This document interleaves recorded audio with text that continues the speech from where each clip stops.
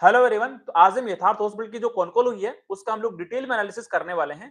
तो इस डिस्कशन को मैं 3 से 4 पार्ट में ब्रेक करूंगा। फर्स्ट, जो Q4 के रिजल्ट के बाद में कॉन्कॉल हुई मैनेजमेंट की तरफ से, उस कॉन्कॉल के क्या-क्या मेजर हाइलाइट्स हैं उनको डिस्कस करेंगे। देन कंपनी के मैनेजमेंट ने FY27 के लिए अपने बिजनेस को किस तरह से ग्रोथ करने का गाइडेंस दिया है उसके बारे में डिस्कस करेंगे। देन इस कंपनी का एक वैल्यूएशन एनालिसिस करने की भी कोशिश करेंगे ताकि हमें ये पता लग सके कि यहाँ पे किस तरह की डील बनती हुई नजर आ रही है। तो ठीक है, डिटेल में डिस्कशन स्टार्ट करने से पहले एक बार ये जान लेते हैं, रिपीट कर लेते हैं कि इस कंपनी का FY26 कैसा गया। तो FY26 के अंदर कंपनी ने वायु में लगभग 36% से रेवेन्यू ग्रोथ किया है एंड वायु नहीं पैट के अंदर लगभग 30% की ग्रोथ दिखाई है। जबकि क्वार्टर 4 के अंदर इस कंपनी का रेवेन्यू 47% से ग्रोथ किया है, जबकि प्रॉफिट यहाँ पे केवल 13% से ग्रोथ किया है। बिकॉज क्वार्टर 4 के अंदर हैवी डिप्रिसिएशन कॉस्ट और इंटरेस्ट कॉस्ट यहाँ पे बढ़ गई है। आप लोगों को तो पता होगा कि FY26 के अंदर इस कंपनी ने यहाँ पे लगभग 1000 बेड्स यहाँ पे ऐड करे हैं, बेड कैपेसिटी के अंदर 1000 बेड्स ऐड करे हैं, जिसके कारण इस कंपनी को थोड़ा डेट भी लेना पड़ा एंड साथ में लाइक अच्छा खासा कैपेक्स करने के कारण यहाँ पे अच्छी खासी डिप्रेशन कॉस्ट यहाँ पे बढ़ गई है, जिसकी वजह से क्वार्टर 4 का पैट यहाँ पे अच्छा खासा ग्रोथ नहीं कर पाया था। तो ठीक है, बैक टू द पॉइंट, जो कॉनकॉल के मेजर हाइलाइट्स हैं उनको डिस्कस करते हैं। तो आप लोगों को पता होगा कि FY26 जब शुरुआत हो रहा था उस टाइम पे कंपनी की बेड कैपेसिटी लगभग 1550 बेड के आसपास में। कंपनी ने अच्छे खासे बेड्स यहाँ पे ऐड करे हैं एंड लाइक आपको तो पता ही लगभग 950 1000 बेड के आसपास यहाँ पे ऐड करे हैं एंड अच्छा खासा कैपेक्स किया है। तो अच्छी बात है एंड साथ में कंपनी ने जो अपना एआरपो रिपोर्ट किया था वो लगभग यू कैन से आपका लगभग 33,200 रुपए के आसपास में था एंड जो FY26 के अंदर बेड की ऑक्यूपेंसी रेट थी वो लगभग 68% के आसपास में रिपोर्ट करी थी। अब यहाँ पे सबसे बड़ा क्लाइमेक्स यहाँ पे ये आता है कि अच्छी बात है कि यथार्थ हॉस्पिटल की जो बेड कैपेसिटी है लगभग 2550 बेड की हो गई है FY26 के बाद बाद में, राइट। बट उसमें से कितने बेड ऑपरेशनल हैं वो हमें कॉन्कोल के अंदर पता लगा, बिकॉज ऐसा कुछ इन्वेस्टर प्रेजेंटेशन के अंदर ऐसा ऐसा कुछ डेटा नहीं था। तो ऑपरेशनल बेड की मैं यदि बात करूं तो कंपनी का जो करंट बेड कैपेसिटी है 2555 बेड का, उसमें से 750 बेड आज लाइव नहीं है, केवल 1800 बेड यहाँ पे ऑपरेशनल है, राइट। और यहाँ पे अच्छा खासा ब्रेकअप भी दिया है कि जो रिसेंट में जो यहाँ पे बेड्स ऐड करे गए लास्ट के 1 से 2 साल के अंदर, उसके अंदर जितने भी बेड कैपेसिटी ऐड करी गई है वो सारे बेड्स यहाँ पे ऑपरेशनल नहीं हुए हैं। मैं आपको हॉस्पिटल वाइज भी यहाँ पे डेटा दे दूंगा, राइट। एंड लाइक जो 750 बेड जो ऑपरेशनल नहीं है, चलो उसकी डेटा की पहले बात कर लेते हैं। तो यदि मैं पहले बात करूं hospital wise, like Delhi hospital की बात करूं, फरीदाबाद के अंदर जो सेक्टर 20 में जो नया हॉस्पिटल इन लोगों ने ऐड किया उसकी बात करूं, या फिर ग्रेटर फरीदाबाद में जो हॉस्पिटल ऐड किया था आज से 2 साल पहले उसकी बात करूं, या फिर जो झांसी और रच्चा में हॉस्पिटल ऐड किया था उसकी बात करूं, या फिर आगरा हॉस्पिटल में जो इन लोगों ने अभी एक्वायर किया था शांतिवेद हॉस्पिटल को आपका फरवरी के महीने में 2000 फरवरी 2026 के अंदर, उसकी बात पांचों हॉस्पिटल की बात कर लेते हैं। बिकॉज उनके बाकी के जो 3 हॉस्पिटल हैं तो नोएडा वाले क्लस्टर के अंदर है, लाइक नोएडा के अंदर है, ग्रेटर नोएडा के अंदर है, नोएडा एक्सटेंशन के अंदर है, वो तो यहाँ पे अच्छे खासे ऑपरेशनल है, वहाँ पे तो अच्छा खासा उनका बिजनेस बहुत अच्छा चल रहा है। वो जो बाकी के नए हॉस्पिटल हैं उनकी बार बात कर लेते हैं।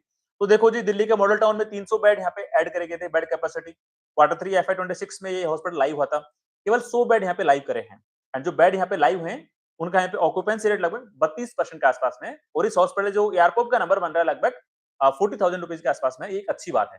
बट यहाँ पे 200 बेड्स अभी भी पेंडिंग पड़े हैं लाइव होने से, राइट। अब बात करते हैं फरीदाबाद सेक्टर 20 वाले हॉस्पिटल के बारे में। 400 बेड यहाँ पे ऐड करे हैं और यहाँ पे केवल 100 बेड ही लाइव किए गए हैं, मतलब 300 बेड अभी भी बाकी है यहाँ पे लाइव होने से। एंड जो 100 बेड अभी लाइव किए हैं उनका बेड ऑक्यूपेंसी रेट है लगभग 52% के आसपास में। एंड साथ में इनका जो एवरेज रेवेन्यू पर ऑक्यूपाइड बेड है इस नए वाले हॉस्पिटल का लगभग 38,000 रुपीज के आसपास में है। बात कर लेते हैं आगरा वाले हॉस्पिटल के बारे में, जो उन लोगों ने ब्राउनफील्ड एक्विजिशन किया था, शांतिवेद हॉस्पिटल था उस हॉस्पिटल का नाम पहले, राइट। उसके अंदर 250 बेड की कैपेसिटी इन लोगों ने ऐड करी है, बट अभी करंटली 110 बेड्स ही लाइव हैं। और जो बेड्स लाइव हैं उसका ऑक्यूपेंसी रेट यहाँ पे लगभग 52% के आसपास में है। एंड जो एयरपोर्ट का नंबर है आगरा वाले हॉस्पिटल का लगभग 26,000 रुपए के आसपास में है। बात कर लेते हैं इनका झांसी और रच्चा वाला हॉस्पिटल जो MP का पार्ट है, उसके अंदर लगभग टोटल 305 बेड हैं, बेड कैपेसिटी की बात करूं तो केवल वहां पे 250 बेड्स ही ऑपरेशनल है, मतलब यहाँ पे भी लगभग 55 बेड्स यहाँ पे अभी ऑपरेशनल होना बाकी है। एंड जो बेड ऑपरेशनल है उसमें 85% से यहाँ पे ऑक्यूपेंसी दिखाई पड़ती है। एंड इस हॉस्पिटल का सबसे कम एयरपोर्ट का नंबर है पूरे ग्रुप नेटवर्क हॉस्पिटल की यदि बात करूं तो लगभग 22,000 रुपए का यहाँ पे एयरपोर्ट बनता हुआ दिखाई पड़ता है। बात करते हैं ग्रेटर फरीदाबाद वाले हॉस्पिटल के बारे में, जो लगभग 1.5-2 साल पहले लाइव हुआ था। वहां पे टोटल बेड ऐड करे गए थे, लगभग 200 बेड ऐड करे गए थे। उसमें से मात्र 150 बेड ही लाइव है, मतलब 50 बेड अभी भी ऑपरेशनल होना बाकी हैं। एंड जो बेड्स ऑपरेशनल है उनकी जो बेड ऑक्यूपेंसी रेट है 69% के आसपास में है। और उसका जो एयरपोर्ट का नंबर है एवरेज रेवेन्यू पर ऑक्यूपाइड बेड का वो लगभग ₹31,000 के आसपास का है। तो इससे मैं कहना क्या चाहता हूँ, जो इन लोगों ने अपना नोएडा क्लस्टर के बाद में जो जितना भी एक्सपेंशन किया है, उसमें लगभग 1455 बेड यहाँ पे ऐड करे हैं, 1455। उसमें से अभी भी जो ऑपरेशनल बेड है लगभग 710, 710 बेड यहाँ पे ऑपरेशनल हैं। बाकी के जो लगभग 745 बेड्स यहाँ हैं, वो अभी ऑपरेशनल नहीं है। एंड मैनेजमेंट का कहना है कि इन बाकी के बेड्स को हम लोग फेज मैनर में यहाँ पे ऑपरेशनल करेंगे, राइट? ऑल्दो जो इन लोगों ने एफआई 26 में जो कैपेक्स किया है 3 नए हॉस्पिटल का, उनका डेप्रिसिएशन तो इन लोगों ने क्वार्टरली रिजल्ट के अंदर दिखाना स्टार्ट कर दिया है। बट अभी जो बाकी के बेड्स बचे हुए जो ऑपरेशनल नहीं है, उनको फेजेस मैनर में यहाँ पे ऑपरेशनल करेंगे। तो ये एक इंपॉर्टेंट पैरामीटर था जो हमें कॉनकॉल से पता लगा है। लाइक इनका नोएडा क्लस्टर जो एक मैच्योर क्लस्टर है, उसके अलावा जो भी एक्सपेंशन इन लोगों ने किया है, उसके अंदर जो टोटल बेड कैपेसिटी ऐड हुई है, उसमें से कितने बेड अभी ऑपरेशनल है एंड कितने बेड अभी यहाँ पे ऑपरेशन होना बाकी है। एंड यदि बात करें इनका जो नोएडा क्लस्टर जो मैच्योर क्लस्टर है, उसका एआरपॉप का नंबर है वो लगभग 45,000 रुपीज के आसपास में है। आई थिंक एक हॉस्पिटल का लगभग 43,000 है, एक आई थिंक 48,000 रुपीज के आसपास में, एक का लगभग 40,000 रुपीज के आसपास में है। मतलब इनका मैच्योर क्लस्टर है, उसका जो एयरपोर्ट का नंबर है वो अच्छा खासा है, मोर देन 40,000 रुपीज के ऊपर है। एंड जो इनका पूरे ग्रुप नेटवर्क का जो एयरपोर्ट का नंबर है, वो कितना है? लगभग आप ये देख लो 33,200 रुपए के आसपास। मतलब यहाँ पे यदि जो बाकी हॉस्पिटल अभी लाइव और अच्छे से होंगे, फेजेज मैनर में लाइव हो जाएंगे, तो जैसे-जैसे रेवेन्यू बढ़ेगा, तो इनका ओवरऑल एयरपोर्ट का नंबर भी यहाँ पे अच्छा खासा इंक्रीज होगा। बिकॉज़ जो आपका दिल्ली मॉडल टाउन में जो हॉस्पिटल है एंड साथ में जो फरीदाबाद सेक्टर 20 में जो हॉस्पिटल है, वहाँ पे तो एयरपोर्ट का नंबर ऑलरेडी लगभग 40,000 रुपए के आसपास में है। तो वहाँ पे डेफिनिटली अच्छा खासा इंक्रीमेंटल वैल्यू ऐड होगा इनके एयरपोर्ट के नंबर के बारे में।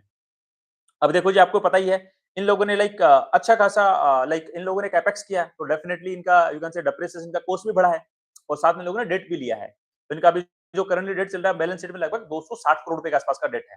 तो इनका जो क्वार्टर 4 में इंटरेस्ट कॉस्ट बना है लगभग 5 से 6 करोड़ रुपए के आसपास का बना है। एंड जो इनका डेप्रिसिएशन की कॉस्ट बनी है लाइक लास्ट ईयर क्वार्टर 1 तक डेप्रिसिएशन कॉस्ट हुआ करती थी लगभग 15-16 करोड़ रुपए के आसपास में। एंड वो क्वार्टर 2 के अंदर जब इनका फरीदाबाद सेक्टर 20 वाला हॉस्पिटल लाइव हुआ था, तो कितना हो गया था बढ़ के? लगभग 19 करोड़ रुपए के आसपास में।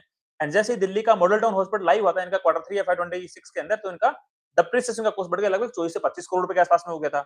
एंड जैसे क्वार्टर 4 के अंदर इनका शांतिवेद जो इनका अग्रवाल हॉस्पिटल लाइव हुआ, तो उनका डेप्रिसिएशन का कॉस्ट बढ़ के कितना हो गया? लगभग 30 करोड़ रुपए के आसपास में। मतलब आप ये देखो वाई ऑन वाई क्वार्टर 4 के अंदर तो इनका डेप्रिसिएशन का कॉस्ट लगभग डबल हो गया एंड साथ में इंटरेस्ट का कंपोनेंट भी 5 करोड़ का आ गया। एंड यही सबसे बड़ा रीजन है कि क्वार्टर 4 एफआई 26 के अंदर इनका रेवेन्यू लगभग 47% से ग्रोथ होने के बावजूद भी इनका प्रॉफिट यहाँ पे केवल 13% से ग्रोथ किया है, राइट? तो ये काइंड ऑफ ये चीज हमें यहाँ पे समझनी पड़ेगी। साथ में लोगों ने ये भी बताया कि जो हम लोगों ने जो 2 नए हॉस्पिटल यहाँ पे लाइव करे हैं, आपका दिल्ली का मॉडल टाउन वाला, वो भी लॉस मेकिंग है। एबिटा के अंदर 21 करोड़ रुपीस का यहाँ पे यू कैन से नेगेटिव एबिटा यहाँ पे ऐड हुआ है। एंड साथ में जो फरीदाबाद वाला जो हॉस्पिटल है सेक्टर 20 वाला जो नया ऐड हुआ है, उसके अंदर माइनस 2 करोड़ रुपीस का एबिटा यहाँ पे दिखाई पड़ रहा है। एंड साथ में जो इनका ग्रेटर फरीदाबाद का जो हॉस्पिटल था, वो एफआई 26 के अंदर यहाँ पे प्रॉफिटेबल हो गया। वो एक अच्छी बात है, एक अच्छा यू कैन से संकेत है कि भाई ठीक है, वो लगभग 1.5 साल के अंदर यहाँ पे प्रॉफिटेबल हो गया है। साथ में इन लोगों ने अपना जो बेड कैपेसिटी एक्सपेंशन का प्लान बताया है कि हम लोगों ने लगभग 2550 बेड्स यहाँ पे कैपेसिटी बना ली है एंड नेक्स्ट 3 साल के अंदर हम लोग इस कैपेसिटी को यहाँ पे डबल कर देंगे, लगभग 5000 बेड्स की कर देंगे। उसका कोई ऐसा कोई डिटेल प्लान नहीं दिया, बट हाँ छोटा-मोटा प्लान दिया है कि लाइक हमारा एक नया हॉस्पिटल आएगा गुड़गांव के अंदर। 250 बेड्स लाइक वहाँ पे हमारे रहेंगे एंड साथ में लाइक इनका कहना है कि जो हमारा नोएडा क्लस्टर के अंदर जो हॉस्पिटल है ग्रेटर नोएडा और नोएडा एक्सटेंशन के अंदर, वहाँ पे हम लोग 450 बेड्स ऐड करेंगे नेक्स्ट 24 मंथ्स के अंदर। और इनका कहना है कि जो नेक्स्ट हम लोग साढ़े 5 2,500 की जर्नी से जैसे 5,000 की जर्नी तक पहुंच जाएंगे बेड कैपेसिटी के रूप में, तो वहाँ पे हमारा अराउंड 70% ब्राउनफील्ड एक्विजिशन रहेगा एंड 30% हमारा ग्रीनफील्ड एक्विजिशन रहेगा। ब्राउनफील्ड आपको पता ही है कि लाइक इधर या फिर एग्जिस्टिंग कोई फैसिलिटी के अंदर लाइक बेड कैपेसिटी ऐड होगी या फिर आपका कोई हॉस्पिटल यहाँ पे एक्वायर कर लिया जाएगा। ग्रीनफील्ड मतलब लाइक पहले लैंड पार्सल खरीदेंगे, वहाँ पे कंस्ट्रक्शन बनाएंगे, कंस्ट्रक्शन से फिर नया हॉस्पिटल यहाँ पे खड़ा करेंगे, राइट? तो ये इनका हमने एक्सपेंशन प्लान अपना यहाँ पे हमने देख लिया है। अब बात करते हैं पेयर मिक्स के बारे में। इनका लाइक गवर्नमेंट पेशेंट से जो रेवेन्यू आता था वो लगभग 40% के आसपास हुआ करता था। इस बार लगभग 35% के आसपास रिपोर्ट हुआ है। मैनेजमेंट का कहना है कि लोग अपकमिंग ईयर के अंदर एफआई 27 के अंदर हमारा गवर्नमेंट पेयर का मिक्स यहाँ पे हमारा कम हो जाएगा। क्यों? बिकॉज जो दिल्ली में हॉस्पिटल लाई हुआ है एंड जो फरीदाबाद सेक्टर 20 में जो हॉस्पिटल लाई हुआ है, उसके अंदर ये बोल रहे हैं कि हम लोग यहाँ पे केवल और कैश और इंश्योरेंस वाले पेशेंट ही ले रहे हैं, गवर्नमेंट वाले पेशेंट हम लोग यहाँ पे नहीं ले रहे हैं। अच्छी बात है, यदि गवर्नमेंट का मिक्स कम होगा तो डेफिनेटली इनका एआरपो भी बढ़ेगा एंड साथ में इनके रिसीवेबल डीज भी गिरेंगे, बिकॉज अभी गवर्नमेंट से जो उनको पेमेंट आता है वो काफी डिले हो जाता है, लाइक 110 दिन 112 दिन। तो एफआई 26 का जो उनका रिसीवेबल डेज क्या लगभग 113 दिन का गया है। ऑल्दो मैनेजमेंट ने बोला है कि जैसे हमारा FY 27 के अंदर गवर्नमेंट का पेयर मिक्स घटेगा, उस केस के अंदर लाइक हमारा जो रिसीवेबल डेज है, डेटर डेज है, वो रिड्यूस होके लगभग 95 डेज के आसपास में यहाँ पे आपको दिखाई देगा, राइट? बात कर लेते हैं कुछ और पैरामीटर के बारे में। आपको याद होगा लाइक FY 26 के अंदर गवर्नमेंट ने लाइक अपना जो गवर्नमेंट के जो चार्जेस होते हैं लाइक मतलब गवर्नमेंट पेशेंट्स जो लाइक सेंट्रल गवर्नमेंट के एम्प्लॉई हैं या फिर किसी पीएसयू के जो एम्प्लॉइज हैं, तो हॉस्पिटल में अपना ट्रीटमेंट कराते हैं, तो गवर्नमेंट वहाँ पे फिक्स इनको ट्रीटमेंट चार्जेस देती है। हर एक प्रोसीजरल चार्जेस होते हैं। तो गवर्नमेंट ने उनकी रेट बढ़ा दी थी। आपको पता है FY 26 के अंदर एक नोटिफिकेशन आया था। तो उनका कहना है कि Q4 FY 26 के अंदर हमें टॉप लाइन के अंदर 5% वहाँ से कंट्रीब्यूशन मिला है। बिकॉज़ वहाँ पे जो हमारे प्रोसीजर के चार्जेस थे काफ़ी सालों से बिकॉज़ फिक्स थे, उसके अंदर हमें ग्रोथ दिखाई पड़ी, तो ओवरऑल हमारे रेवेन्यू के अंदर 5% की ग्रोथ यहाँ पे दिखाई पड़ी है, राइट? एंड साथ में इन्होंने ये भी बोला है कि लाइक FY 27 के अंदर लाइक हमारे Q1, Q2, Q3 तक फिर से हमें लगभग 4 से 5% के आसपास में टॉप लाइन ग्रोथ उस वाले सेगमेंट से यहाँ पे दिखाई पड़ेगी। साथ में EBITDA के अंदर लगभग 1% से सवा को 1.5% के आसपास तक हमें कंट्रीब्यूशन गवर्नमेंट के जो चार्जेस बढ़े वहां से हमें मिलने वाला है, राइट? साथ में उन्होंने ये भी बताया कि लाइक जो कैंसर वाला इनका जो यू कैन से प्रोसीजर चलता है नोएडा वाले हॉस्पिटल के अंदर, इनका ग्रेटर नोएडा वाले हॉस्पिटल के अंदर, उसके अंदर वो लोग गवर्नमेंट पेशेंट आते हैं, बट गवर्नमेंट क्या करती है, लाइक सर्जरी तो करवा लेती है प्राइवेट हॉस्पिटल से, बट बाद में पेशेंट को बोलती है कि तुम्हारी डिस्पेंसरी है, यू कैन से ईसीएचएस हमारी डिस्पेंसरी है, वहां से आप दवाई ले लो। तो उससे इनका मतलब पूरा इम्पैक्ट इनको अच्छे से मिल नहीं पाता है, बट हाँ प्रोसीजरल जो चार्जेस होते हैं वो तो ये लोग गवर्नमेंट से बुक कर लेते हैं, बट हाँ मेडिसिन वाले यू कैन से इनको अच्छे से पेमेंट नहीं मिलता बिकॉज जो गवर्नमेंट की डिस्पेंसरीज होती है वहां से उस पेशेंट को बोल दिया जाता है कि आप वहां से दवाई ले लो, राइट? तो एक फैक्टर है, बट ऑल्दो मैनेजमेंट का ये कहना है कि हम लोग फोकस कर रहे हैं कि कैसे ना कैसे हम लोग गवर्नमेंट का जो पेयर मिक्स है उसको रिड्यूस करते चलें, ताकि हमारा यू कैन से ओवरऑल यू कैन से हमारा जो रेवेन्यू कंट्रीब्यूशन है वो कैश वाले पेशेंट से हो एंड साथ में इंश्योरेंस वाले पेशेंट से हो, राइट? एंड बात करें एक साथ में इनका जो लाइबिलिटी वाला कंसर्न चल रहा था इनकम टैक्स वाला, तो उसके बारे में मैनेजमेंट से पूछा गया, तो दे टोल्ड कि लाइक वो इशू लगभग सेटल डाउन हो गया है। Q2 FY 27 तक लाइक सारी चीज सेटल डाउन हो जाएंगी। ऑल्दो जो भी हमारे एसेट्स वहां पे अटैच कर लिए गए थे उनको वापस छोड़ दिया गया है, वापस डिटेच कर दिया गया है, तो ऐसा इशू हमारा लगभग 1-2 क्वार्टर के अंदर सोल्व हो जाएगा। एंड साथ में ऐसी कोई घटनाएं दोबारा यू कैन से रिपीट ना हो, कॉर्पोरेट गवर्नेंस के इश्यूज ना हो, उसके लिए मैनेजमेंट ने लाइक ऑडिटर यहाँ पे अपॉइंट किया है डिलॉइट को, राइट? तो काइंड ऑफ एक हमें कॉन्फिडेंस देता है कि हाँ ठीक है, कॉर्पोरेट गवर्नेंस के पर्सपेक्टिव से यहाँ पे चीजें पे भी अभी और ही बेटर वाले पर्सपेक्टिव में जाएंगी, राइट? तो ये हमने कॉनकोर के जो मेजर हाइलाइट्स थे उनको डिस्कस करने की कोशिश करी है। ऑल्दो मैनेजमेंट ने फोकस किया है कि हम लोग लाइक हमारा एआरपीओ का नंबर बढ़ाने के लिए जो हमारा कैंसर का ट्रीटमेंट हम लोग करते हैं यू कैन से आपके नोएडा वाले क्लस्टर के अंदर, उसमें ज्यादा फोकस कर रहे हैं। एंड साथ में इनका ये भी कहना है कि जो जेवर वाला एयरपोर्ट लाइव हो रहा है, तो हमारे जो इंटरनेशनल पेशेंट्स हैं यदि वो भी आएंगे इस तरह की ट्रीटमेंट लेने के लिए रिलेटेड टू कैंसर और सुपर स्पेशलिटी वाले, तो हमारा अच्छा खासा यहाँ पे एआरपीओ का नंबर बढ़ सकता है, एवरेज रेवेन्यू पर ऑक्यूपाइड बेड वाला। तो भी काइंड ऑफ यू कैन से आप यदि ओवरऑल देखो तो इस कंपनी का जो यू कैन से लाइक जिस तरह से रेवेन्यू ग्रोथ कर रहा है, जिस तरह से एयरपोर्ट का ग्रोथ कर रहा है, इजीली अच्छा खासा यहाँ पे अच्छा खासा बिजनेस ग्रोथ यहाँ पे डिलीवरी हो सकती है। अब बात कर लेते हैं कि FY 27 के लिए मैनेजमेंट अपने बिजनेस को किस तरह से ग्रोथ करने का गाइडेंस दिया है। फर्स्टली बात कर लेते हैं रेवेन्यू ग्रोथ के बारे में। तो मैनेजमेंट का कहना है कि लाइक FY 26 हमारा अच्छा गया है, अच्छे खासे हमने बेड कैपेसिटी ऐड करी है, बट जो बेड्स अभी हमने लाइव नहीं किए हैं, लगभग 745 बेड्स हमने लाइव नहीं किए हैं, उनको हम लोग फेजेस मैनर के अंदर लाइव करेंगे, और जैसे लाइव करेंगे वैसे हमारा रेवेन्यू और ग्रो करेगा। तो इनकी एक्सपेक्टेशन है कि हम लोग FY 27 के अंदर अराउंड 35% से डेफिनेटली यहाँ पे ग्रो कर लेंगे। बीच में तो ये भी बोला था कि लोग 36% से ग्रोथ किया हमने FY 26 के अंदर, उससे बेटर रेट से ग्रोथ करेंगे, बट ठीक है ओवरऑल हम लोग उस गाइडेंस को 35% के आसपास में मान के यहाँ पे कैलकुलेशन करेंगे। बात करें EBITDA मार्जिन के बारे में, तो मैनेजमेंट का गाइडेंस है कि हमारा EBITDA मार्जिन लगभग 24 से 25% के आसपास में रहेगा। FY 26 का हमारा EBITDA मार्जिन लगभग 24% के आसपास में था, FY 25 में लगभग 25% के आसपास में था। ऑल्दो वहाँ पे थोड़ा मार्जिन EBITDA मार्जिन में लाइक यू कैन से दिक्कत आई है बिकॉज़ नए हॉस्पिटल लाइव हुए हैं, तो डेफिनिटली उसका इम्पैक्ट तो पड़ेगा ही ना। तो ये काइंड ऑफ एक गाइडेंस है इनका FY 27 के लिए। एंड साथ में बोला इन लोगों ने ये भी बोला कि जो हमारा गुड़गांव का जो हॉस्पिटल है लाइक 250 बेड्स की कैपेसिटी वाला, वो हमारा Q1 FY 28 में लाइव होगा, मतलब अप्रैल मई 2027 में लाइव होगा, राइट? तो ये गाइडेंस हो गया इनका अपकमिंग ईयर के लिए। अब देखो मेरे को यहाँ पे एक जो मेजर कंसर्न लगा उसकी मैं यहाँ पे बातचीत कर लेता हूँ। आई थिंक मैंने जो Q4 का रिजल्ट आया था उसके अंदर भी शायद बात करी होगी, बट एक बार फिर से रिपीट कर देता हूँ। अब देखो होगा क्या, लाइक FY 27 के अंदर तो लोग अच्छा खासा रेवेन्यू ग्रोथ तो दिखा देंगे 35% के आसपास का, बट डेप्रिसिएशन की कॉस्ट बहुत ज्यादा बढ़ेगी, इनकी इंटरेस्ट की कॉस्ट बढ़ेगी, बिकॉज इन लोगों की लाइक शुरुआत के 3 क्वार्टर के अंदर तो इंटरेस्ट का कॉस्ट ज्यादा था ही नहीं, एंड बिकॉज़ क्यूआईपी से लोग पैसा रेज़ इन लोगों ने पैसा रेज़ किया था एफआई 25 में, उससे इनका इन लोगों ने डेट चुका दिया था अपना। तो इनका इंटरेस्ट कॉस्ट उतना नहीं था, बट इन लोगों ने फिर से लगभग 260 करोड़ रुपीज़ के आसपास का इन लोगों ने डेट रेज़ किया है। इसके कारण इनका यू कैन से क्वार्टर 4 एफआई 26 के अंदर इनका इंटरेस्ट कंपोनेंट है लगभग 5 करोड़ रुपए के आसपास में। एंड अभी एफआई 27 के अंदर भी यदि ये डेट यहाँ से और नहीं बढ़ता है, तो पूरे साल के अंदर लगभग 20 से 30 करोड़ रुपीज़ के आसपास के लोग इनको अपना इंटरेस्ट पे करना पड़ सकता है। फाइनेंस कॉस्ट की मैं यहाँ पे बात कर रहा हूँ, जो एफआई 26 के अंदर कम दिखाई पड़ रही थी। एंड साथ में डेप्रिसिएशन कॉस्ट की बात करूँ मैं, तो Q4 के एग्जिट के टाइम पे इनका डेप्रिसिएशन कॉस्ट गया है 30 करोड़ रुपीज़ के आसपास का। तो इसको थ्रू आउट द ईयर यदि मैं एफआई 27 के अंदर इसको यदि मैं प्लान आउट करूँ, तो आप देखो 4 क्वार्टर के अंदर इनका डेप्रिसिएशन कॉस्ट बन सकता है लगभग 120 करोड़ रुपए के आसपास में। जबकि एफआई 26 के अंदर इनका डेप्रिसिएशन का कॉस्ट 120 करोड़ से तो बहुत कम था। लगभग आप कहो तो 60-70 करोड़ रुपए के आसपास में 70-80 करोड़ रुपए के आसपास में इनका डेप्रिसिएशन की कॉस्ट थी। मतलब रेवेन्यू ग्रोथ रेट जिस रेट से ग्रो होगा, उससे ज्यादा रेट से इनका डेप्रिसिएशन कॉस्ट ग्रो होगा एंड साथ में उससे ज्यादा रेट से इनका फाइनेंस कॉस्ट ग्रो करेगा। मतलब जिस रेट से लोग रेवेन्यू ग्रो करेंगे एफआई 27 के अंदर, उस रेट से इनका मे बी प्रॉफिट ग्रोथ ना कर पाए। तो हमें प्री कंसिडर ऑलरेडी करना पड़ेगा हमारी सारी कैलकुलेशन के अंदर, राइट? चलो जी एक बार बात कर लेते हैं, यहाँ पे एक बार वैल्यूएशन एनालिसिस भी करके एक बार देख लेते हैं कि यहाँ पे किस तरह की डील बन रही है। तो देखो इस कंपनी का करंटली मार्केट कैप है लगभग 7800 करोड़ रुपए के आसपास में। एफआई 26 का रेवेन्यू तो लगभग 1200 करोड़ रुपए के आसपास में। तो यदि मैं 35% की रेवेन्यू ग्रोथ लेता हूं तो मोटा मोटी एफआई 27 का रेवेन्यू आएगा लगभग 1650 करोड़ रुपए के आसपास में। इबिटा मार्जिन की जो गाइडेंस दिया है लगभग 24 से 25% के आसपास के दिए। यदि मैं टेंटेटिवली 24.5% भी ले लेता हूं तो इसका इबिटा बन सकता है लगभग 400 करोड़ रुपए के आसपास में। तो आप ये देखो इस कंपनी का जो करंटली एंटरप्राइज वैल्यू है उसको यदि मैं कैलकुलेट करूं, मतलब मार्केट कैप के अंदर मेरे को डेट को ऐड करना पड़ेगा और जो कैश इनका है बैलेंस शीट के अंदर उसको रिड्यूस करना पड़ेगा। तो इनका जो एंटरप्राइज वैल्यू निकल गया था लगभग 7700 करोड़ रुपीस का एंटरप्राइज वैल्यू इनका निकल के आता है।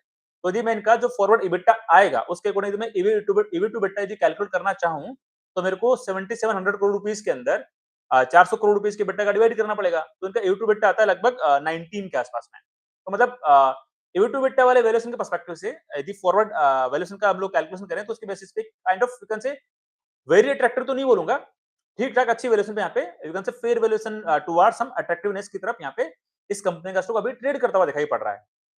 बट अगेन एक बार इसका हम लोग फॉरवर्ड पैट रेशियो को फॉरवर्ड पैग रेशियो एक बार कैलकुलेट कर लेते हैं, बिकॉज़ वो भी थोड़ा हमें जानना जरूरी है, राइट? इसका जो यदि लेट्स से मतलब 400 करोड़ रुपए का बिट्टा लेट्स से करते हैं एफआई 27 के अंदर, अगर इनकम मान लेता हूँ इनका लगभग एफडी मिला के लगभग इनका 350 करोड़ रुपीस का इनका कैश पड़ा हुआ है, राइट? तो मोटा-मोटी लेट्स से दिन में अदर इनकम यदि इनके कंसीडर करूँ तो 20 से 30 करोड़ रुपए के आसपास का अदर इनकम ले लेता हूँ। यदि ये लोग डेट रेज़ नहीं करेंगे और डेट अपना डेट नहीं बढ़ाएँगे बैलेंस शीट के अंदर, तो इनका फाइनेंस कॉस्ट बनेगा लगभग 20 से 30 करोड़ रुपए के आसपास में। इनका जो डेप्रिसिएशन का कॉस्ट बनेगा एफवाई 27 का लगभग 120 करोड़ रुपए के आसपास में। तो यदि मैं इसका प्रॉफिट बिफोर टैक्स निकालना चाहूँ तो कितना आएगा? तो 400 करोड़ रुपए के EBITDA में से 20-30 करोड़ रुपए का अदर इनकम जोड़ना पड़ेगा। 20-30 करोड़ रुपए का फाइनेंस कॉस्ट यहाँ पे घटाना पड़ेगा और 120 करोड़ रुपए का डेप्रिसिएशन भी घटाना पड़ेगा। तो आपका टेंटेटिव निकलता है लगभग प्रॉफिट बिफोर टैक्स 280 करोड़ रुपए के आसपास में। ये जो मैंने फिगर आपको बताए वो पॉइंट और like around round of figures हैं, कोई ऐसा इसको एग्जैक्ट मत लेना। प्लस माइनस 5 से 10 करोड़ रुपए का ऊपर नीचे हो सकता है, बिकॉज़ नंबर्स काफी रेंज में है, राइट? बात करें पैट के बारे में, प्रॉफिट आफ्टर टैक्स के बारे में, तो यदि मैं 25% का टैक्स यदि यहाँ पे बेयर करूं तो लगभग 210 करोड़ रुपए के आसपास के लोग प्रॉफिट बना सकते हैं, पैट बना सकते हैं एफवाई 27 का। तो आप देखो रेवेन्यू की ग्रोथ रेट कितनी हमने कंसीडर करी थी, 35% के आसपास में। एफवाई 26 का पैट कितना था, 170 करोड़ रुपए के आसपास में।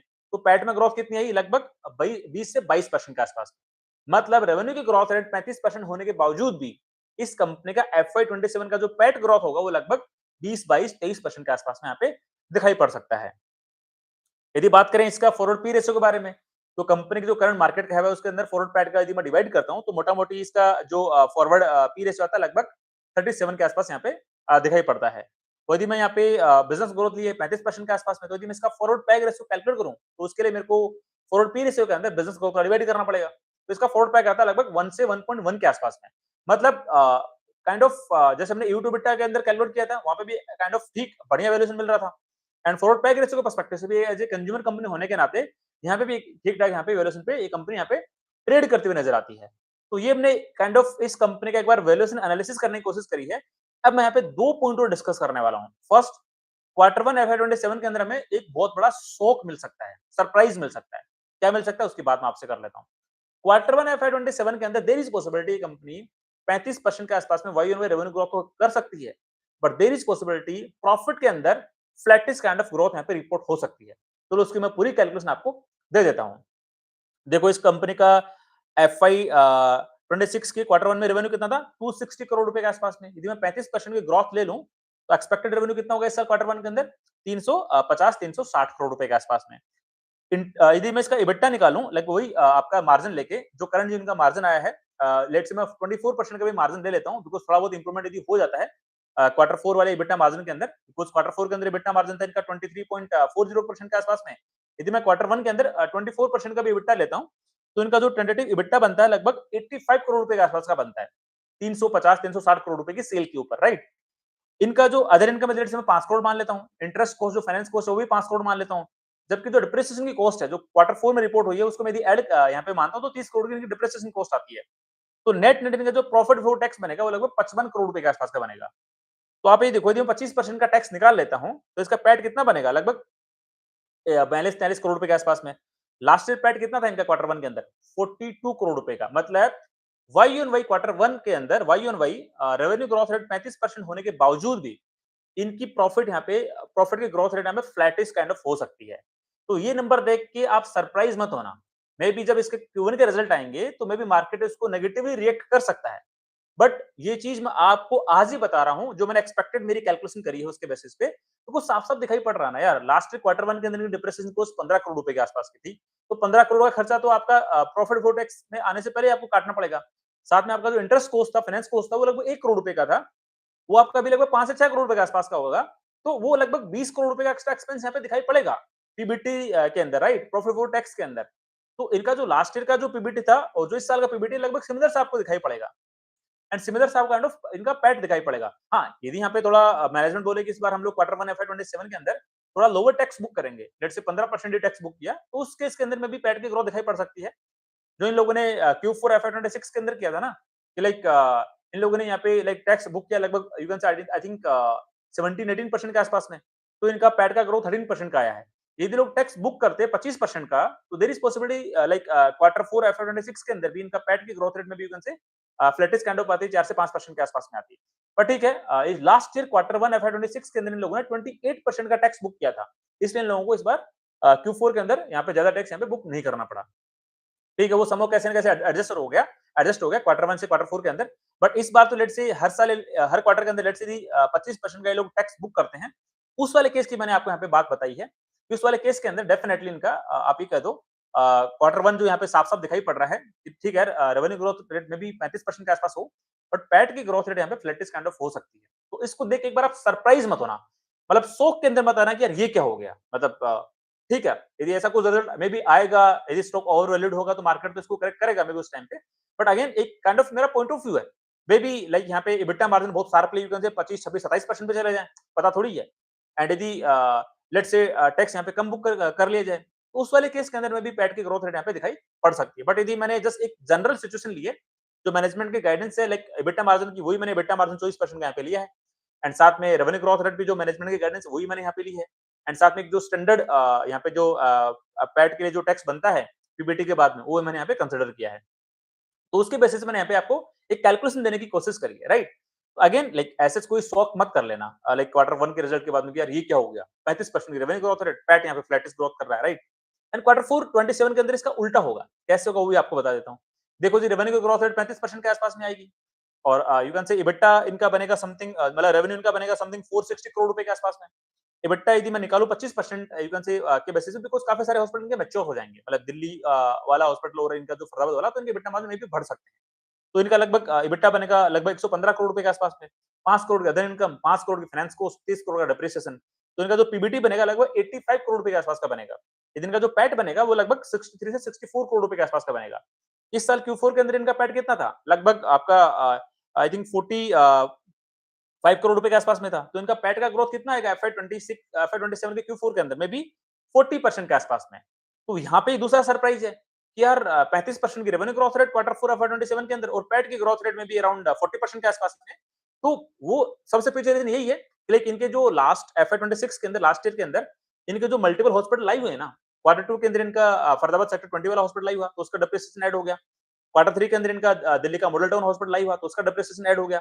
एंड क्वार्टर 4 FY26 के अंदर इनका आगरा वाला हॉस्पिटल आई हुआ तो उसका डेप्रिसिएशन ऐड हो गया। तो डेप्रिसिएशन कहीं न कहीं तो कवर करना पड़ेगा ना।